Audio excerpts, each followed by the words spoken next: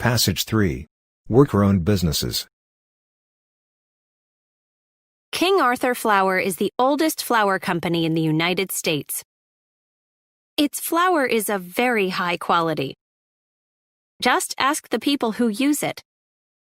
All across North America, people who care about making fine bread buy King Arthur Flour, and the company even has customers in Switzerland, Japan, China, and Saudi Arabia.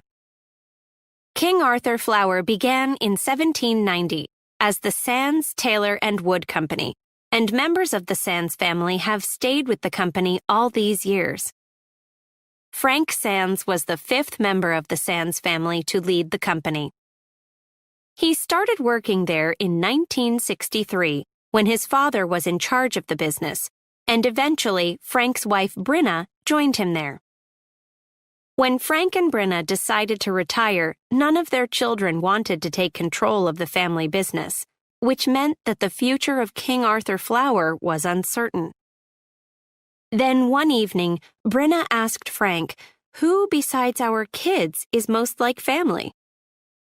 The answer was clear: the people who worked at the company.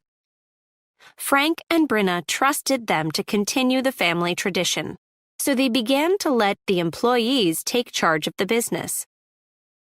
Today, the 160 employees of King Arthur own and run the company.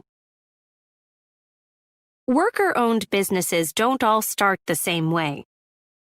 In some cases, workers at a successful company find a way to buy the business. In other cases, a company fails, but the employees react by working as a team to start it up again. Often, a group of people decide to set up a new business together. What makes them want to do this? Some want to be part of the decision-making at their workplace. Others want a chance to share in a company's profits. There are various types of worker-owned businesses. Some of them make a product, like flour, and others provide a service, such as healthcare or cleaning offices. There are also various ways to organize these businesses. However, most worker-owned businesses share certain important ideas. One idea is that all the workers, not just the people in charge, should have the chance to be owners. A second is that all financial information about the company should be shared openly with the workers. A third is that the workers should have the right to vote on business decisions. Then they have real control. The worker owners at King Arthur believe in these ideas.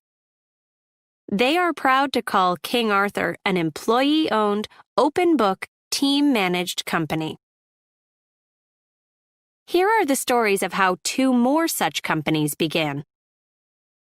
8 employees at a photocopy shop in Massachusetts, USA, were unhappy with their jobs. Working conditions were terrible and the pay was low, says one of the 8. Plus, we had no job security. The manager could get rid of any one of us at any time for any reason. We ran the shop for the owners, and we started to ask, why can't we do it for ourselves?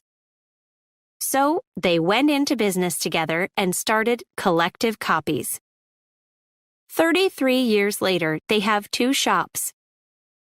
One afternoon a month, they close their doors to meet and make business decisions. In Como, Puerto Rico, there weren't many jobs for young people. Miriam Rodriguez, who lived in Como, wanted to do something about it. She organized a committee to work on the problem, and the result of their efforts was a furniture business, Las Flores Metalarte.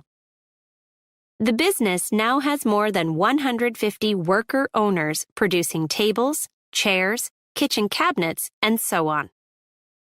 The success of the company has led to other new businesses in the town, including a sandwich shop and a child care center. Worker-owned businesses are not unique to the United States, and their effects are not limited to the worker owners themselves. According to a study in Italy, worker-owned businesses are good for their communities.